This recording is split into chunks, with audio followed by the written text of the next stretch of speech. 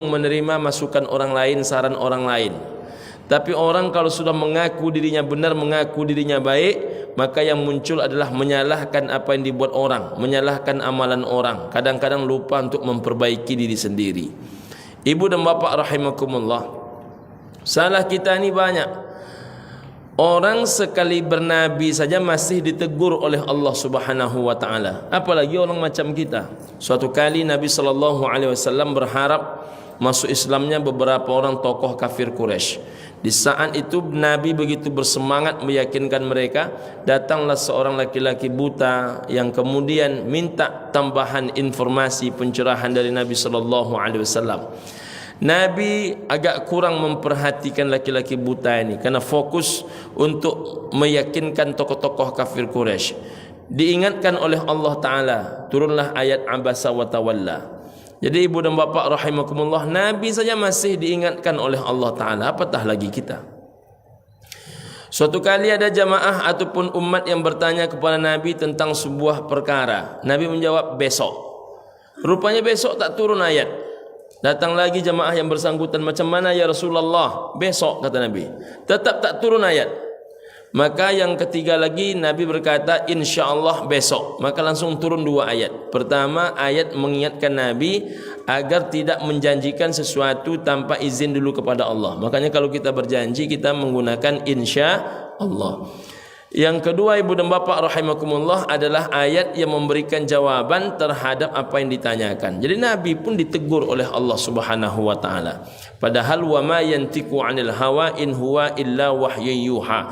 Nabi tak berkata, tak berucap, tak berbuat, tak bertindak sesuatu yang sifatnya hawa nafsunya, tapi sesuatu yang sudah diwahyukan kepadanya. Itu pun Nabi masih diingatkan. Jadi kalau Nabi saja diingatkan, apatah lagi kita. Jadi manusia ini sarangnya salah, sarangnya dosa.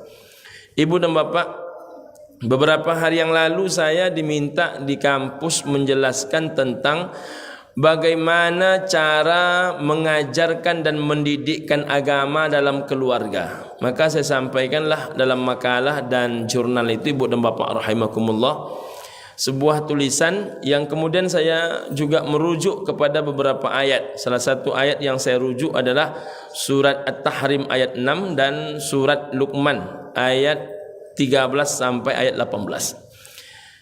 Kedua-dua ayat ini menarik ibu dan bapak. Kalau kita kaji lebih mendalam rupanya sangat menarik. Contoh ibu dan bapak rahimakumullah, ketika Allah Ta'ala menyampaikan ya ayyuhalladzina amanu, wahai orang-orang beriman, ku anfusakum wa ahlikum nara, jagalah dirimu, jagalah keluargamu dari api neraka.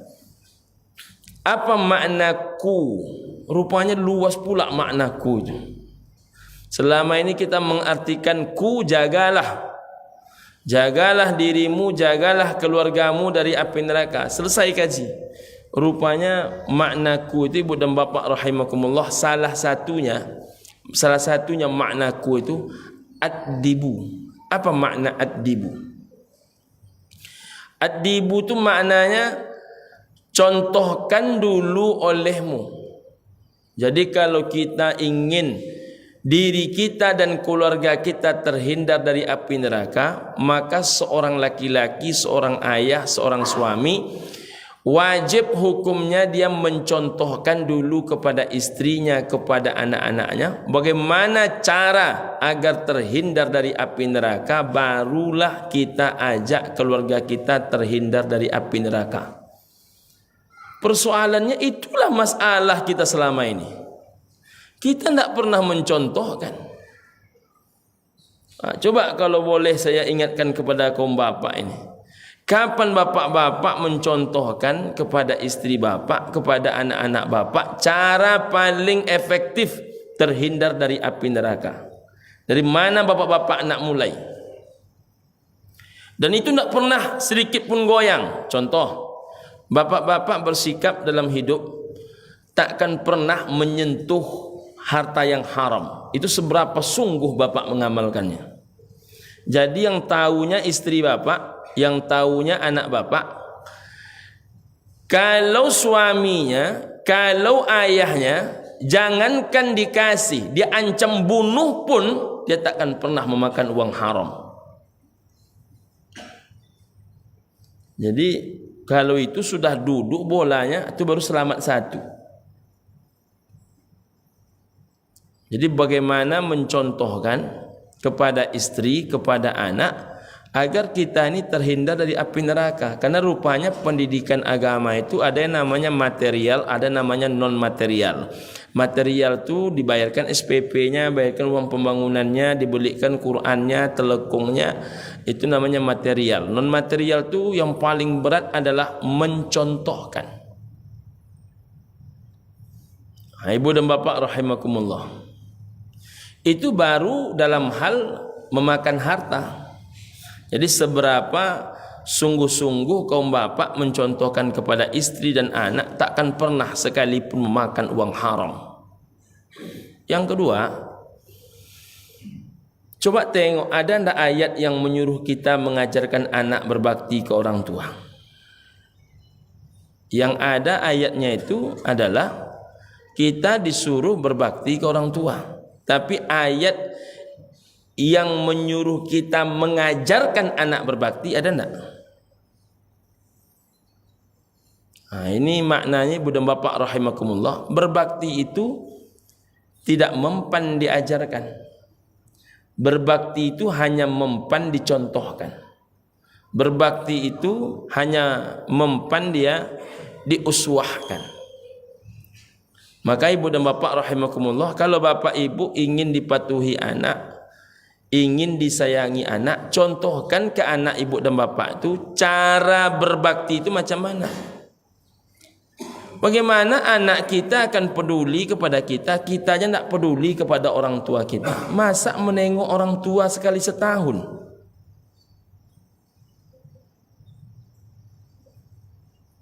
Kalau orang menengok orang tuanya sekali setahun, itu cara dia mengajarkan anaknya berbakti macam mana?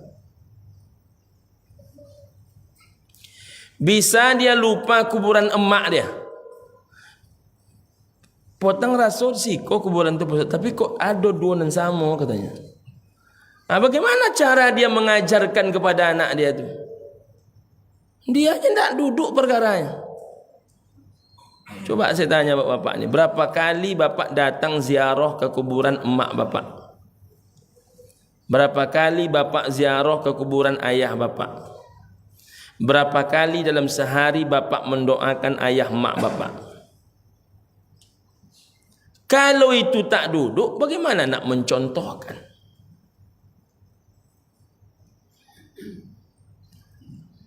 Pastikah kalau bini terima duit, ayah mak terima duit? Pastikah kalau anak terima duit, ayah mak terima duit? Pasti apa tidak kalau orang tua itu betul-betul posisinya di atas segala-galanya? Kalau ada kalimat syurga di bawah telapak kaki ibu, walaupun itu diperdebatkan, ibu dan bapak rahimakumullah, apa makna hakikat daripada syurga di bawah telapak kaki ibu itu? Bahwasanya ridallah fi ridal walidain. Allah ridha bila mereka ridha. Wa suhtullah fi suhtil walidain. Allah murka bila mereka murka. Orang lain saja bergaji oleh kita kalau kita menyuruh mereka bekerja. Ada orang ayah emaknya pun menjaga anak dia, menjemput dan menghantar anak ke sekolah. Uang 1.500.000 per bulan pun tidak terulurkan oleh dia. Apa namanya kecuali dua? Satu sampilik, yang kedua tak ada akal. Apa namanya? Dan itu terjadi hari ini, Pak. Maka semakin sekolah anak tu enggak ada jaminan dia makin berakhlak ke orang tuanya. Kenapa demikian? Karena akhlak itu tidak bisa diajarkan, akhlak itu dicontohkan. Maka ibu dan bapak rahimakumullah, contohkan kepada anak kita macam mana mestinya bersalam ke orang tua, macam mana mestinya bercakap ke orang tua. Bahkan kemarin saya ceramah di Kampar, ibu dan bapak. Anak bapak tu yang hidupnya paling miskin hidupnya. Anak saya ni 5 Pak Ustaz, kata bapak tu. Yang paling susah hidupnya yang nomor 1 ni. Tapi kaji Pak Ustaz ini sudah beliau mulai amalkan. belum pernah dia beli beras untuk istrinya, tidak dia belikan beras untuk kami. Nah, itu namanya contoh itu. Contoh itu yang hilang sekarang. Bini makan, emak tak makan. Anak makan, orang tua tak makan. Macam mana contohnya bisa ditiru oleh anak kita? Makanya rata-rata orang itu anaknya tidak lebih baik dibandingkan mereka. Makanya kita berkendala mendidik anak, selalu kita berkata, dulu kami. Mengapa anak awak kau tidak bisa lebih baik dibandingkan awak? Karena contohnya tidak masuk. Karena sifat ilmu mengamalkan berbakti itu hanya sebatas perkataan, lisan, perkataan, bukan contoh. Nah, maka contoh itu penting. Makanya kita ini harus mencontohkan. Yang kedua, saya buka surah Luqman, Ibu dan Bapak. Ada dua hal temuan yang saya merasakan. Makanya semakin kita belajar tuh, Ustaz, kok makin semakin terasa kita tidak berilmu. Makanya kenapa dokter-dokter itu makin lunak kajinya? Karena semakin dia pelajari, semakin dia tahu betapa ilmu yang dia terima selama ini terlalu sedikit. Biasanya yang kencang-kencang itu yang baru tamat S1. Ini mohon maaf ini. Karena baru tamat S1 itu dia senjata ini baru, ini nak bersilik ya kerjanya. Tapi makin tinggi sekolah orang, makin tinggi dia belajar, itu makin tahu dia, makin sadar dia betapa kurang dirinya. Saya selama ini tak pernah menemukan. Tapi di makalah dan jurnal yang kita tulis itu mengejutkan.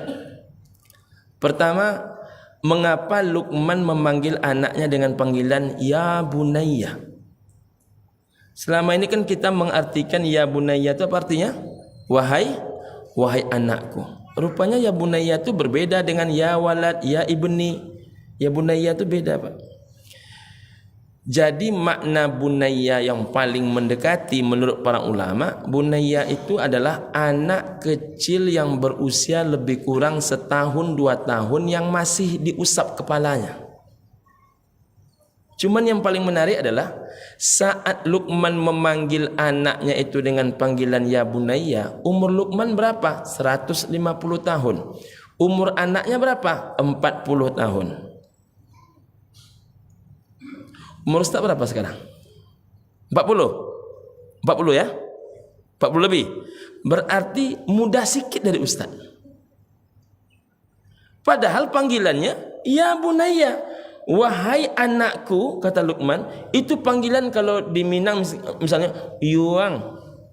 Yuang itu lebih berharga daripada nama lagi. Jadi kalau ayah itu sudah memanggil Yuang, itu bahasa paling lunaknya seorang ayah kepada anaknya. Maka ketika Luqman berkata ya bunayya, wahai anak kecilku, padahal anak itu usianya 40 tahun, masih diusap-usap oleh Luqman kepala anaknya itu pada usia 40 tahun. Allah ya Rabb. Kita macam mana ke anak kita, Pak? 40 tahun itu masih usuk kepala anak? Bang, macam mana tu? Masih diusuk kepala anak tu enggak? Dan dahsyat sekali, Pak. Setiap ada kalimat ya bunayya, maka perintah setelahnya pasti berat. Apa contohnya? Ya bunayya la tusyrik billah. Menanamkan tauhid. Saya 3 orang kawan-kawan yang saya tanya calon doktor itu. 1 saya bilang, kapan tauhid diajarkan kepada anak? Tak duduk tu. 2, kapan halal haram diajarkan kepada anak? 3, kapan hak dan batil diajarkan kepada anak? Tak duduk itu. Di dunia-dunia pendidikan itu perlu tu. Jadi ibu dan bapak rahimakumullah, anak itu sudah diajarkan tauhid semenjak usianya masih 1-2 tahun. Bahkan sebetulnya tauhid itu sudah diajarkan ketika Allah berkata alastu birabbikum qalu bala syahidana. Bahkan kemudian ketika anak dilahirkan, kalimat yang pertama kali diajarkan apa? Allahu Akbar. Masya Allah. Apa di antaranya lagi? Kapan Luqman menyebut kalimat ya bunayya? Ya bunayya aqimis salah. Wahai anak kesayanganku, dirikanlah solat. Jadi kalau membawa anak ke masjid kau Pak, jangankan membawa anak ke masjid Pak, menyuruh anak solat saja. Dipegang kuduk kau Pak. Betul Bang? Dipegang kuduknya kau. Kalau perlu ditiup ubun-ubunnya itu, dicium kening itu. Dan saya kebetulan mengamalkan itu betul Pak. Anak bujang saya itu sudah mengajar di Gontor. Sudah tahun ketiga dia mengajar di Gontor nih, di Gontor Putra Ponorogo Jawa Timur. Kalau dia balik ke sini, tetap saya membangunnya, saya pegang kuduknya, saya cium keningnya. Bang, dah waktu subuh nak. Itu pun tak mudah mengajarkannya. Apalagi kalau main hari-hari tu. La jago. Lazan orang. Itu tukang mohon maaf nih, itu bukan pendidik itu. Menyentuh itulah makna bunayya itu. Menyentuh dengan penuh kasih sayang. Jadi bapak-bapak kalau terlambat, maka anak yang berusia masih usia rebung itu sebentar lagi dia akan menjadi bambu. Kalau sudah menjadi bambu dia keras dia. Itu dulu ibu dan bapak. Assalamualaikum warahmatullahi wabarakatuh.